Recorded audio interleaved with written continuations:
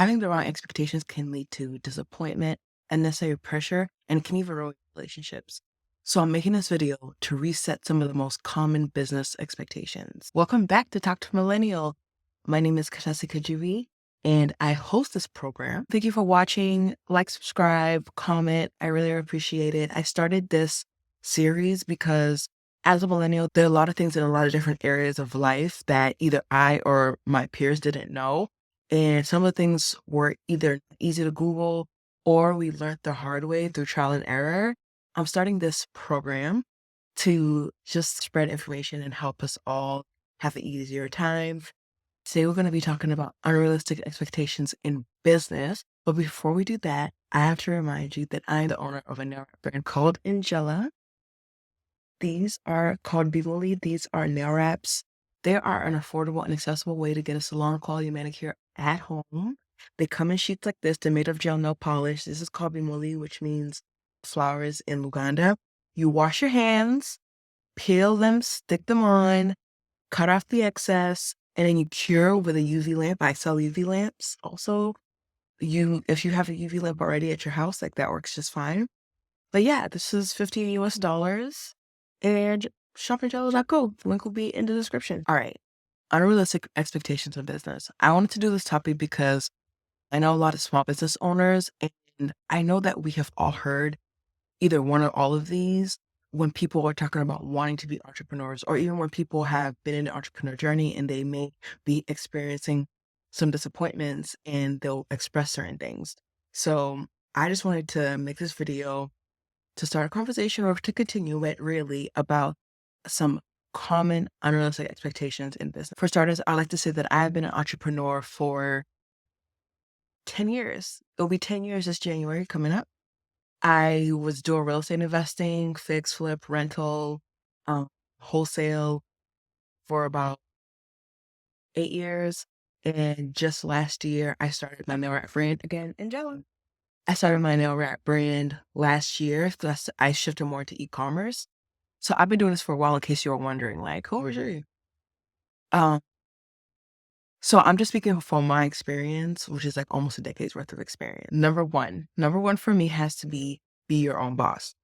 Everyone always says, I want to be an entrepreneur because I could be my own boss. I would love to be an entrepreneur because that means I get to make all the decisions and I don't have to report to anybody. I don't want to build someone else's dream. I understand the sentiment. I understand that sometimes it can feel annoying, either doing something that you're not really passionate about and you may feel like, okay, I'm working for someone else's goal. I also understand that you may want more control and or autonomy in your work life. That's perfectly understandable. At the same time, I would implore you to think that there are pluses and minuses between being in either what we're going to call, for the sake of this video, the boss role or the supporting role. So take a look at your personality and what you like. There will be people who will call me on the weekend and they'll say, what are you doing? And I'll say, working. And they say, yo, you're working today? Or call me at like 11 p.m. and I'll be like, oh, I can't talk long. I'm working. I'm like, oh, you're still working? It's like, yeah, I am. The thing about being an entrepreneur and a solopreneur for the most part is that like you are all the things, especially when you are working from the bottom, right? Like I wasn't born into wealth.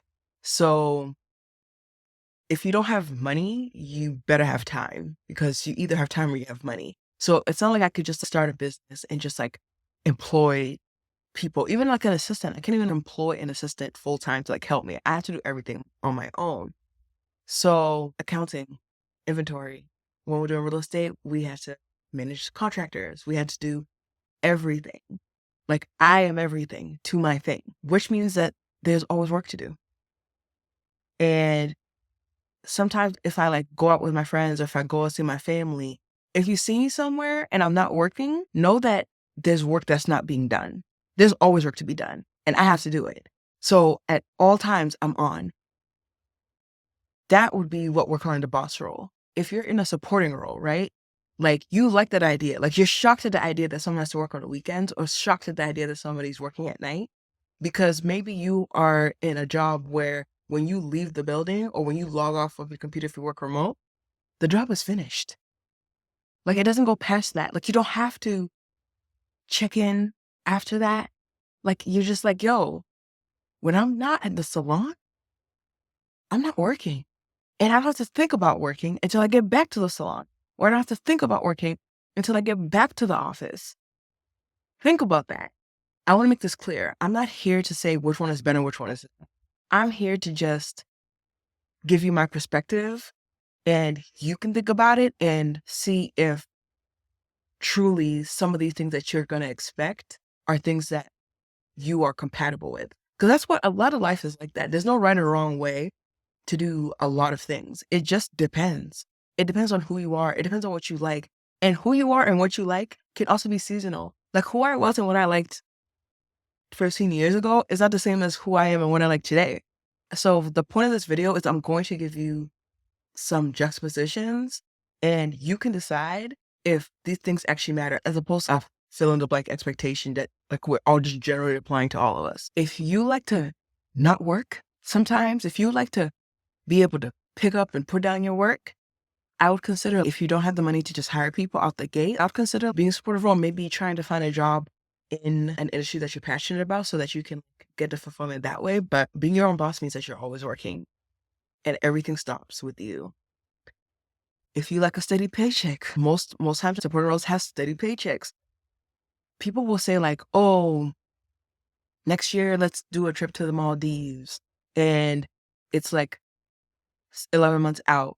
And the people who are in supporting roles who get steady paychecks, you can know, okay, assuming that I'm like probably secure in my job and I can plan that far out. But when you're an entrepreneur and you're your own boss, it's kind of like a hunter-gatherer type thing. Like you eat what you kill. And sometimes ain't no fish in the water. Sometimes it's way less deer in the forest. What I'm trying to say is sometimes you can show up to hunt and they won't be game. Businesses go up and down. So I can't really firmly say that I'm definitely going to be on a trip with y'all and planning this far out. Like it's very unstable and it's all on me. So there's an intense amount of pressure. Again, nothing's good and nothing's bad. You may be somebody who can handle that sort of pressure because their pressure is also being in a supportive role. Like you may have like a large workload, you may have deadlines. Everything's fine, but you just have to know for yourself. If you can handle some instability, if you have a higher risk tolerance, then you consider, okay, maybe I would like to be my own boss, do entrepreneurship. Accountability. Another part about being your own boss is accountability. I've heard from multiple people the idea that when you're your own boss, you don't answer to anybody. You don't have to be accountable to anybody, and you're trying to be accountable to somebody else. In my experience, I don't see it that way. I think as an entrepreneur, I have an infinite amount of bosses. I'll explain. If you're in a supporting role, like if I work at Google, I may have like one or two people that I answer to. Maybe if in a team setting, we'll have to be accountable to each other, and like, that's fine. With Angela, no reps, I'm accountable to every single customer. Like I have to answer to them. There have been 3 times, to be exact, that someone has messaged me or emailed me and said, hey, I ordered 2 of this, only 1 came. The panic. Here's the thing. If you do the wrong thing and you upset someone, they can spread that negative review around about your business. We know that the negative moves faster than the positive. So anytime I make a mistake, I go into a panic. And I plan to be very, very successful. So the amount of customers I have are infinite. I want them to be happy. 2 people messaged me and said, the wraps came off. What am I doing wrong? I give a little more education, and I have to just take a step back, and I'm just like, how do I mitigate this happening again? So maybe let me do way more education on the website. Let me start a YouTube channel, explain things more, put more how-to videos, because I don't want that problem to multiply infinitely and it could negatively affect my business. So I'm accountable to all my customers, all of them. If you're an accountant, it may not ever be your problem, the user situation. Like you could just, count the coins and then go home. So in supportive roles, you may have way fewer people that you are going to answer to ultimately. When you are in the boss role, you answer to everybody. And it's not just my customers, but anyone else I work with. When we would do real estate, it's like this really intricate dance of contractors when you're renovating a house from top to bottom. Okay, we got to open the walls because we got to do some rewiring and change the pipes. That means the demo guy comes, takes out the wall, the plumber electrician come, do their thing. Then the drywall painter comes in, drywalls, sands and paints. Then the electrical guy and the plumber are going to come and put the finishes outside, like the light switch or like the faucet. This is a multi-step process that involves multiple people. Some people doing half a job. That depends on someone else coming to do their part. And then they come back and finish. And you have to coordinate all of that while being mindful of other people's time. Because again, these contractors also have other jobs. They're just not waiting for you. So you really have to be accountable to them, because if I have the plumber coming and doing something before the drywall guy needs to do it or after, it's going to mess things up and it's going to cause friction. So there's way more accountability. I literally think about it like every single person I work with or every single person that shops with me, I'm accountable to. And I see those people as all my bosses because I'm scared of them. I am. I don't want my customers to diss me. I don't though. I don't want my customers to diss me. I don't want to be upset with me. Doing business and making money relies on systems working in order. When you have customers, you need them to come to buy, to like the thing so they can come and buy again and like the thing and come and buy again. So every person you upset is a potential break in that chain. And then you just have to work harder to bring someone else in. So I don't feel like I'm my own boss at all. I feel like I am working for multiple people. And it's not bad. I don't mind it. It's just different. So you may want to consider, you may like a life where you only report to like a finite amount of people. So think about that, about being your own boss. The second unrealistic expectation is build it and they will come. I don't know when that's ever happened. I truly don't. But just because you have a dope product or a dope service and you're really good at your job, just because you have an amazing website, an amazing logo, and even reviews from your testing and development phase, like this is amazing. Just because you have it doesn't mean that people are just going to flock to it. Even if some people hear about it, like, doesn't mean that it's going to be some automatic chain ball effect and things are going to fall into place. That is such a common phrase in business. Build it and they will come. It's not true. I've never experienced it being true. Maybe in ancient Mesopotamia when commerce first started, and they had that first lady out there selling the orange, everyone flocked because it was just like, yo, it's there, let's go see. But in the today of things, it's just not true. It's just not true at all. You need marketing. You need a distribution technique. By distribution, I mean, before you make your business, you need to decide how you're going to get your business to your customers, whether it's going to be online, whether it's going to be doing events, whether you're going to do wholesale, where you're just going to do bulk to another business who then is going to distribute it, whether you want to get into local stores or national chains. You need to decide how you're going to actually get people to care, how you're going to convince people to care about your thing, how you're going to convince them to buy your thing as opposed to the other guy's thing, because there's a lot of competition in a lot of different niches now. When I first did e-commerce, I built a site, I pressed launch, and you have this expectation that it's just going to flood, and it just didn't. And it could cause you to be so disappointed. And we don't have time for that. That can ruin your momentum.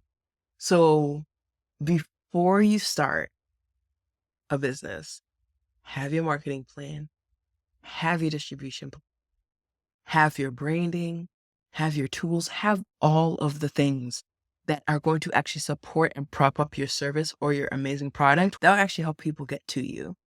And we want people to get to you because we want you to be successful.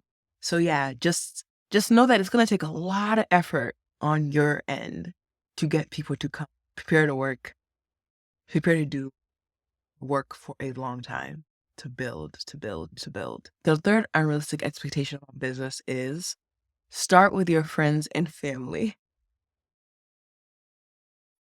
I don't mean to laugh, but remember in the multi-level marketing era, we just survived it, Lord. Remember for a while, it was like 5 links. There was gold. There were like stocks. There was Herbalife famously. There was Avon. There was Cutco. In that multi-level marketing system, they also tell you, start with your friends and family. Start with the network you know. And that's smart. It is so smart to start with the network you know. Here is one thing that I will say, and this may be a little controversial. I don't think your friends have to support your business. I don't think your family has to support your business. I just don't believe that they have to. And I don't believe that you should go into business expecting them to. I don't. The fact of the matter is that your product and your service is for the people who it's for. Those people do not have to be friends and family. We can guilt people or force people into participating in our business, buying our product, doing our service because we're like, oh, you're my friend and family. I want to make money. You're someone who cares about me. Just buy my thing. That's not sustainable. And also, that's not fair. Remember the flat tummy tea era where like everyone was selling flat tummy tea or everyone was selling some kind of version of it, like some health supplement thing? It was like a huge era on Instagram. I had a friend who did it and she would always DM me. And I'm just like, I'm not buying that because I don't want flat tummy tea. I don't. Like, I don't want that. And like, should I buy just what to give you my money because you're my friend? That would be nice, but that's not sustainable because I don't want that product. It's not for me. I have a few family and a few friends who wear Angela nail wraps, but that's because they want to. Like my cousin Angela's legit, like she threw her nail polish because she's like, oh, this is perfect. This is exactly something that I wanted. Shout out to Angela. I told her the other day too, like, oh, you could put like a top coat on top of Angela. And she was like, I don't have that stuff anymore. I got rid of it. Like, that's dope because she really wants the wraps. Like, because in a world where I'm not selling wraps and she saw them in the store, she would buy them because she likes the wraps. But a lot of time we're just thinking like, oh, we want to be successful. So let's just get the people closest to buy it. And that's just not, I just don't think that's correct. Now, of course, like when I first launched Angela, the first orders out the gate was family. And it's like, oh, boom, shout out to you. Shout out to y'all, love you. And that was nice. But like, I'd never made people, I'll have you try it. But like, I'm not depending on you to buy it. So this goes back to marketing. You want to get the people who want your thing. If you happen to find something in your family and friend group, that's dope. But don't go into it just thinking that you now, like, we're all supposed to just be shoveling out money to like support your business. I just don't think that's fair and I don't think that's correct and that's not sustainable. Like, how many people are you related to? Okay, I have a huge family, fine. But I got a friend who got one cousin, one aunt. So what? Are they supposed to just like buy you out? No, the people who you need to be telling about your thing are the people who want your thing. Again, doubling in on marketing. Listen, marketing is important. Marketing is money. If you're going to be doing business, you have to become a salesperson. You have to become a marketer. So as easy it is to just be like, oh, my mom can buy some. My mom buy some Angela. Like, she wore it like once, but that's just kind of thing where she's just like, I'm supporting my kid. But like, she doesn't do her nails like that. So it's like, I'm not really going to expect or force her or guilt her into doing it. And I just think that's unfair. And you can also like ruin your relationships with that. Instead, your friends are there to be your friend and your families are there to be your family. That's how they support your business, by supporting you as a friend or a family member. Like my girl Shauna, who actually I have an Angela named after Shauna. Here it is. On launch day, she sent flowers to my house and it was so sweet because I was just like, oh my gosh, this is so nice. Shauna didn't even buy Angela for months. But that thing of sending flowers to my house, like it really made me feel loved and made me feel so supported. It gave me a boost and an adrenaline kick on launch day because she was being my friend. That's what she's supposed to be, my friend. By being a friend and being supportive, you help me in all areas of life, including my business. So I just don't think that anyone should go into business expecting their friends and their family to buy everything if their friends and family don't specifically like that thing that you're selling. Okay.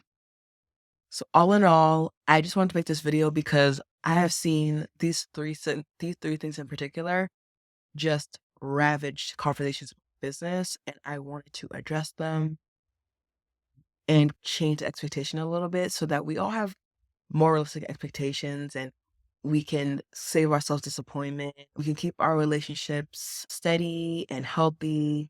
We can keep our momentum going because we're not being crushed when the things that we thought were going to happen didn't happen. If you want how-to business tips, I did make a video about how to start a small business, and some advice on some important things that you should do that you can't really Google. I'll link it below. But yeah, Until next time, thank you for watching. Like, subscribe.